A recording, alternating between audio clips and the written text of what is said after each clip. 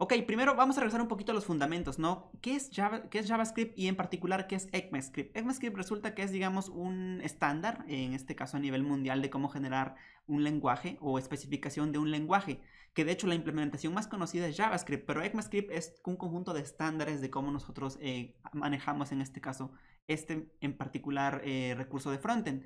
Entonces, ECMAScript es, digamos, velo como un estándar a nivel global de cómo implementar cosas. JavaScript es una implementación que cada browser hace a esta especificación. Por ejemplo, la implementación de, no sé, Google Chrome, por decir algo, que tiene su propio motor de rendering, que en este caso es WebKit, pues tiene su propia implementación de JavaScript. En el caso de Edge, el de Microsoft, pues tiene su propia implementación de ECMAScript, ¿no? Quiere decir que probablemente no tenga exactamente el mismo soporte en todos sus navegadores. Si agarras un Firefox, por ejemplo, y agarras un Chrome, agarras un Safari, no quiere decir que van a tener exactamente el mismo comportamiento con todo el código JavaScript. Y eso es porque nada más la ECMAScript establece un estándar, pero la implementación la hace el fabricante, en este caso Microsoft, Google, Apple o el que gustes, ¿no? Entonces, en ECMAScript, por ejemplo, la versión que tú conociste de JavaScript, por ejemplo, la que le dabas a los botoncillos de @listener, por ejemplo, esa es la versión 5. Después, en 2015 se hizo un gran rediseño de este estándar y a ese estándar se le empezó a conocer en el bajo mundo como ECMAScript 6 o quizás hayas visto las letritas ES6. Ese básicamente fue la nueva versión, entre comillas, ¿no? Después de una revisión de muchos años que agregó bastantes características al lenguaje. Pero el nombre formal de esa versión es ECMAScript 2015, o sea, ES 2015. Así que tú estás, si escuchas que alguien dice ES6 o ES6, eso ya no está tan bien aceptado porque el nombre oficial es ECMAScript 2015 o ES 2015, ¿ok? Aclarado eso, ECMAScript 2015 como tal no es soportado por todos los navegadores. Es decir, si tú ahorita vas a una versión antigüita bueno, ni tan antigüita, de hecho, por ejemplo, no sé, Internet Explorer 9 o 10 no soportan ECMAScript 2015. Incluso hasta el 11 estoy dudando que soporte muchas características de esta nueva especificación. Entonces, ten mucho cuidado. Lo que te voy a mostrar aquí es ECMAScript 2015. Y para eso, esta imagen es muy clara que te la lleves en mente. No podemos utilizar directamente ECMAScript en el browser, así que estaremos utilizando algo que se conocen como transpiler o compiladores. Y en particular vamos a aprender a utilizar el día de hoy uno que se llama Babel.js. Este transpiler o compiler lo que hace es toma código nuevo, o sea, código que está hecho en ECMAScript 2015 o 2016, lo pasa, digamos, por su proceso de transformación y al final tenemos esta cosa que es ECMAScript 5, es decir, la cosa que prácticamente todo browser entiende. Aclarado eso, entonces vamos a ir a la página oficial de Babel.js para que lo conozcas. Aquí está, Babel.js. Entonces, Babel.js surgió para resolver ese problema, que actualmente no tenemos los browsers con full support, digamos, de todas estas características. Sin embargo, los desarrolladores ya sabemos que nos encanta experimentar y nos encanta tener lo último de lo último para desarrollar, ¿ok? Entonces, los de Babel, la gente de Babel dijo, te voy a dar un compilador que tome código muy moderno, por ejemplo, los famosos módulos de ECMAScript, los famosos export e import, y te voy a dar un mecanismo para que los transformes a tu versión antigüita de navegador. Para eso es Babel. Entonces, esta es la página oficial y vamos a picarle en este caso a donde dice try it out. En este caso es vamos a probarlo básicamente, ¿no? Entonces, en esta parte, aquí tú puedes meter tu código para hacer unas pruebas rapidita. Y ahorita vamos a hacer unos ejercicios con base en esto. Voy a dar un repaso rapidísimo a lo que es ECMAScript 2015 y luego nos vamos a ir al contra TypeScript para que veas exactamente dónde está la diferencia, porque a veces esa línea es muy delgada y te puede llegar a confundir. Ojo, vamos a ver en este momento ECMAScript 2015, ¿ok? Todavía no TypeScript. Empecemos. El primer tema que traigo para ti el día de hoy es algo que se llama el uso de tres palabras reservadas del lenguaje JavaScript en este caso, que son la palabra var, que obviamente seguramente ya la conoces, la palabra let y la palabra const, para constantes, ¿no? También te voy a mostrar hoy cómo utilizar un concepto que se llaman arrow functions o funciones tipo flecha, ¿no? Y algo para poder utilizar parámetros por defecto, unas cosas que se llaman template strings o template literals, a veces las hacen referencia así en la bibliografía. Finalmente nos vamos a ir a la parte de clases y creo que lo más interesante del día de hoy va a ser cómo checar o cómo utilizar los módulos de ECMAScript 2015, que esos sí son un estándar, ¿ok? Si has trabajado con Node.js, por ejemplo, seguramente estás familiarizado con una forma de declarar módulos de JavaScript que se llama CommonJS, que de hecho es la especificación, digamos, que utiliza Node.js para hacer este tipo de cosas, módulos. Bueno, resulta que en ECMAScript 2015 ya tenemos una versión oficial aprobada y que ya va a estar ahí prácticamente para siempre, ¿no? Entonces, esto es lo que vamos a ver de ECMAScript 2015. Nos vamos a ir luego con el primer tema, ¿no? Manos a la obra, porque pues ¿para qué tanta plática? Vamos a trabajar. Vamos a revisar las diferencias entre var, let y cons. Entonces, voy a ir en este caso a mi Babel.js, al browser donde tengo esta parte. Vamos a ponerlo al full para que no te distraiga. ¡Listo! Entonces, aquí hay que hacer algo muy importante. Aquí dice qué presets tienes activados. En este caso tengo activado el preset de ECMAScript 2015. Si notas, aquí hay cosas como que ECMAScript 2016 y 2017. Esas no las vamos a ahondar el día de hoy. Esas son otras especificaciones que contienen mejoras al lenguaje. Por ejemplo, no sé si hayas escuchado hablar de async y wait, que son cosas para manejar asincronía. A lo mejor, por ejemplo, has escuchado hablar de promesas. Esa es una forma de manejar asincronía en JavaScript. Pero ahora ya existen unas cosas nuevas que están implementándose ya en estas versiones 2016 y 2017. No los vamos a revisar. Lo que vamos a revisar hoy es la versión 2015 porque es la que trajo más cambios, ¿no? Entonces, el primer cambio que trajo con ello es que, por ejemplo, antes utilizábamos la palabra reservada var, ¿no? Y éramos muy felices porque, por ejemplo, yo generaba, si quería una constante, por decir algo, mi número de iteraciones, ¿no? Yo generaba una constante y por convención las poníamos en mayúsculas, como en Java, ¿no? Y decía, no, pues tengo una constante que se llama número de iteraciones. Lo que estás viendo del lado izquierdo es ECMAScript 2015 y lo que está aquí poniendo Babel es la versión compilada de eso. Es decir, es la versión que es compatible básicamente con cualquier navegador, incluso navegadores legacy como un IE8, por ejemplo. Ok, bueno, estamos muy acostumbrados a utilizar esta variable, ¿no? Pero ahora resulta que hay una palabra reservada que se llama cons. Y palabra reservada obviamente solo existe en navegadores modernos. Si notas, su equivalente en navegadores viejos sigue siendo var, lamentablemente. Primer punto, entonces, ahora tienes una forma de especificar constantes. Algo muy importantísimo, una vez que asignas un valor a una constante, no la puedes cambiar. Es decir, si yo pongo aquí 23 ahora, eso es un error, ¿cierto? Aquí abajo veo que dice que este es un valor de solo lectura. ¿Por qué? Porque ya lo inicialicé. Eso no pasaría si yo pongo, por ejemplo, var, ¿verdad? Ahí sí se puede, porque es una variable. Esto es una constante. Una vez que le asigno un valor inicial, jamás puedo volver a modificarlo. Listo. Primera palabra reservada entonces, cons, ahí está. La siguiente palabra que vino al mundo de ECMAScript 2015 fue la palabra reservada let. Y vamos a ver rapidísimo para qué sirve. ¿Te acuerdas que cuando hacíamos, por ejemplo, una iteración que vaya desde i igual a 0, por ejemplo, hasta el número de iteraciones, por decir algo, y más? Este es un ejercicio que siempre hacemos en entrevistas de frontend. Si algún día te lo preguntan, por ejemplo, y te dicen aquí console log. Y la i, ¿verdad? Sacamos la i y luego te van a preguntar, oye, ¿cuál es el valor de i aquí afuera? Y si tu respuesta es 0, no. La respuesta no es 0. La respuesta es el último valor que se utilizó en la iteración, que en este caso es 10. ¿Ok? Esto va a ser un 10. Y tú dirás, ¿por qué? Pero si lo estoy declarando en el for. No debería estar aquí como 10. Quizás debería estar como 0. Debería estar como undefined. Y pues la verdad es que no. Porque hay algo que en JavaScript se llama hoisting. A lo mejor has escuchado hablar de eso. Es un concepto, hoisting. Es decir, cómo JavaScript almacena las variables en un scope, en un alcance. Para resolver este problema de hoisting, que suele dar muchísimos dolores de cabeza cuando depuras aplicaciones que no están creadas dentro de un alcance, se utiliza una nueva palabra reservada que es let. Y ahora, esta cosa sí te asegura que nada más va a estar definida aquí. Si nosotros ejecutáramos esto, por ejemplo, en un navegador moderno, como Google Chrome, ¿verdad? Como en este caso, voy a ejecutarlo aquí. A ver, para que vea su ejecución. Nota que aquí dice que i no está definida. Porque una vez que salgo de este for, dado que esta variable let solamente funciona por scope, ya no existe. Si yo la cambio a var, por ejemplo, sí va a existir. Voy a borrar esta para que no nos meta ahí ruido. Si yo la cambio a var. Ok, de que ya estaba declarada mi constante.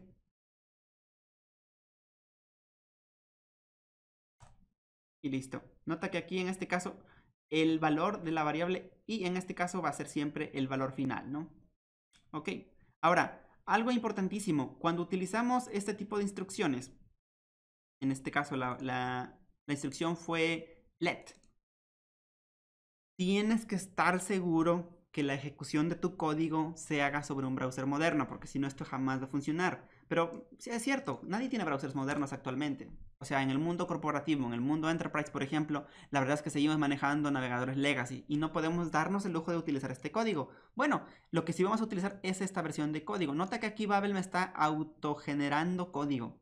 O sea, yo le pongo instrucciones en un JavaScript moderno y me genera la versión en el JavaScript antiguo. Este procedimiento es el que te describía en esta figurita. En esta. Básicamente estoy poniendo código moderno, lo estoy pasando por Babel y me deja código viejito. Entonces, dos palabras nuevas que debes recordar, la palabra cons y la palabra let, que recuerda que la palabra let te define variables, pero ahora sí, con un alcance. Saliendo de este alcance, de este for en este caso, esa variable ya no existe. Y es como esperaríamos que funcione. Por ejemplo, en lenguajes como Java, así es como trabajamos, ¿no? Si yo defino una variable aquí en Java, por ejemplo, de tipo entero, suponiendo que estamos en Java, esa variable entera solamente vive en este scope. Saliendo de ahí, ya no existe. Muerta completamente. ¿Listo? Entonces, eso es un repaso rápido a dos palabras reservadas que debes recordar todos los días. Siguiente parte que debes recordar, algo que se llaman arrow functions. Y básicamente esas arrow functions son, bueno, sirven para muchas cosas, pero la primera y quizás lo que mucha gente le gusta, es que puedes simplificar mucho tu código. Por ejemplo, te voy a dar aquí un pequeño demo, digamos, rapidísimo. Imagínate que tienes una lista de números, ¿no? En este caso vamos a hacer un arreglo de enteros, por ejemplo. ¿Cierto? Y ahora esos enteros los quieres iterar. Ok.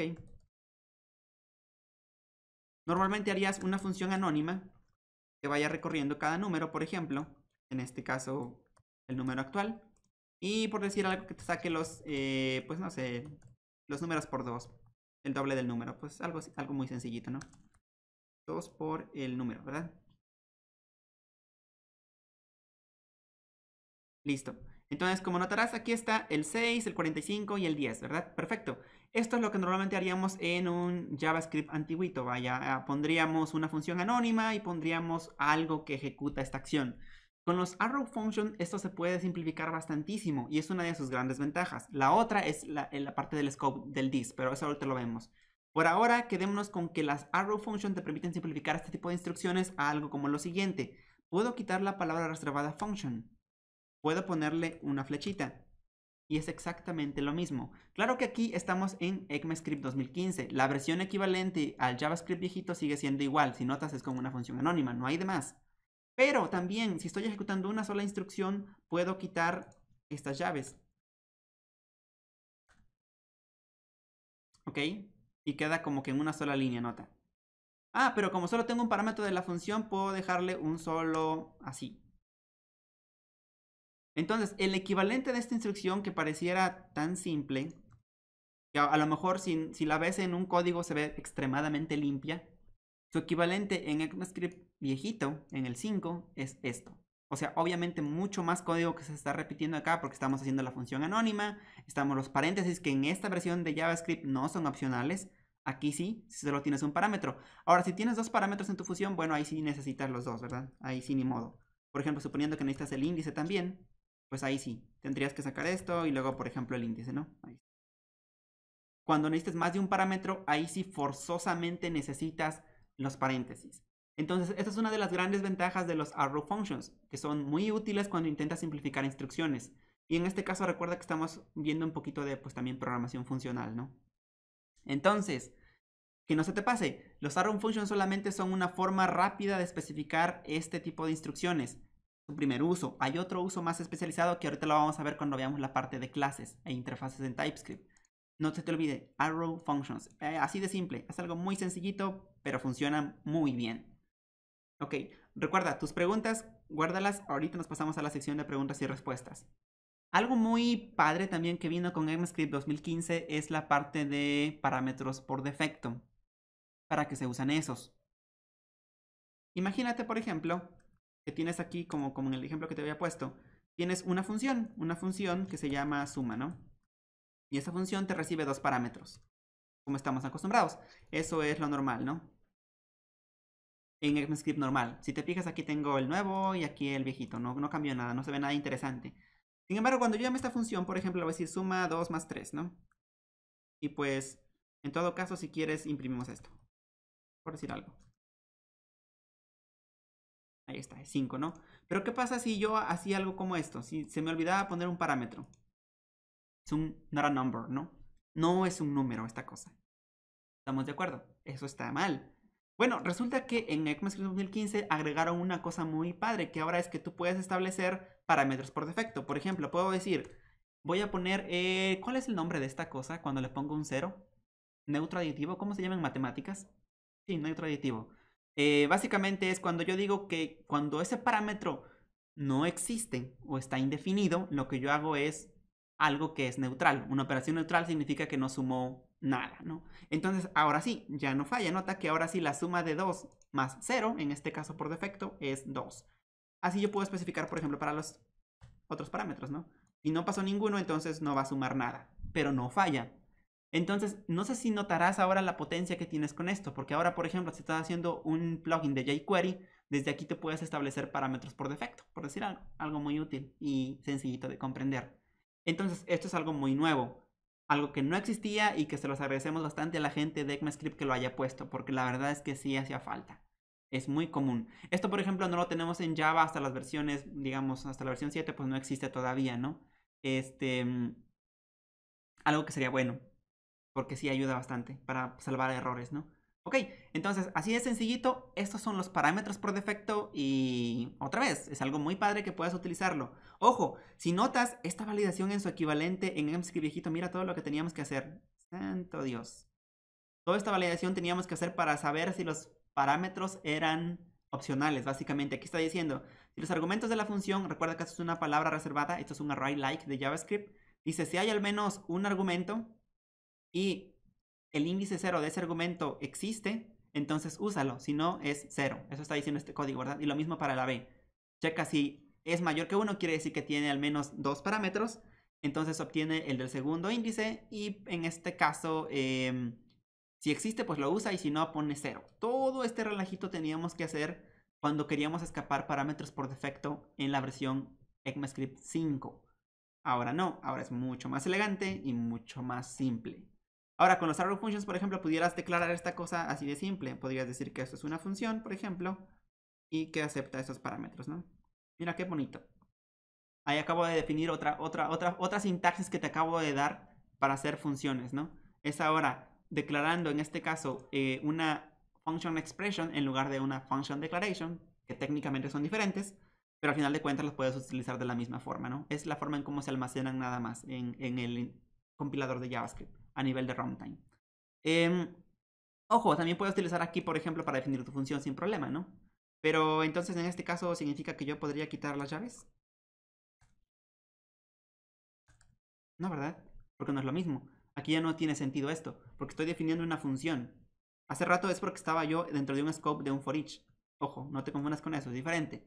Estoy declarando una expresión de tipo función.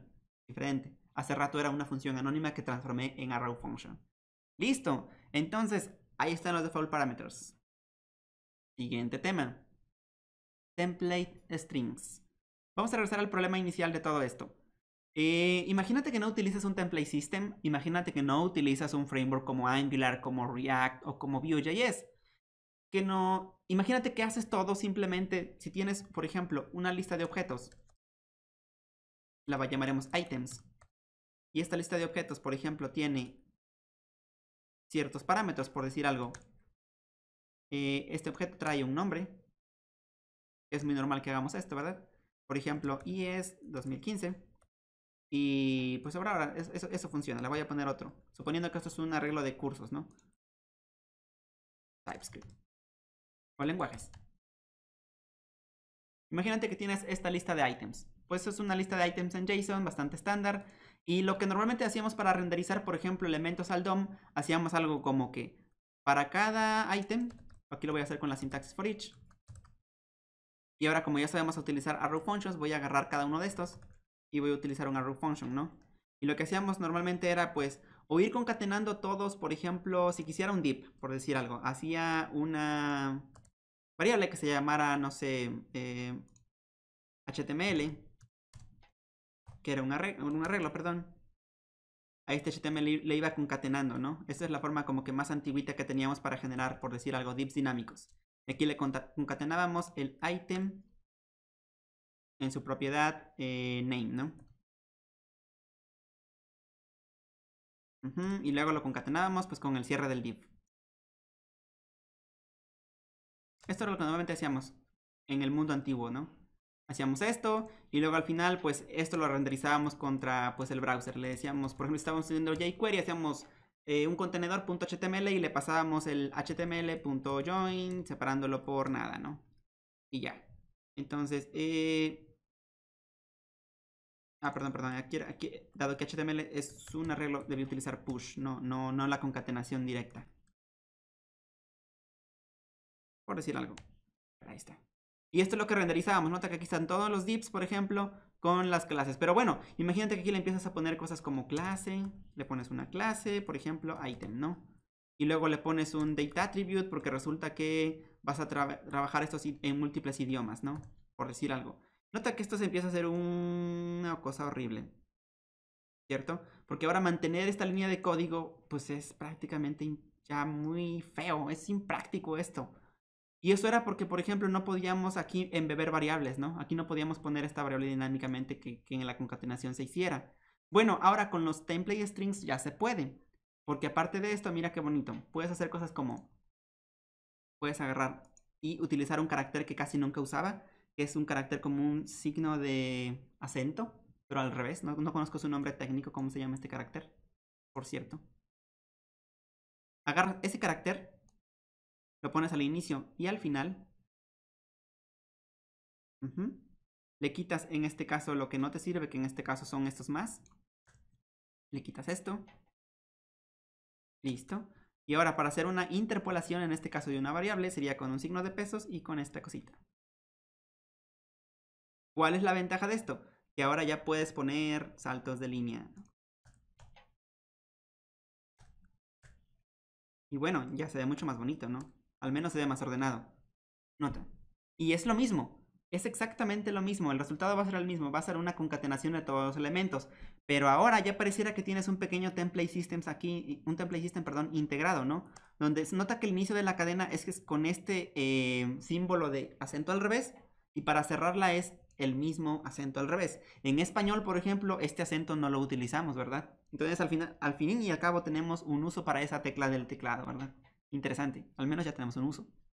Ok, entonces a este concepto de que nosotros podemos, digamos, incrustar o se llama interpolar variables en una cadena y que además esa cadena pueda aceptar saltos de línea, se le conoce como template strings. Y por cierto, si recuerdas de Angular, en Angular tienes una propiedad que se llama template y que de hecho puedes definir un template ahí en el componente. Y ese componente se utilizan estos símbolos, curiosamente.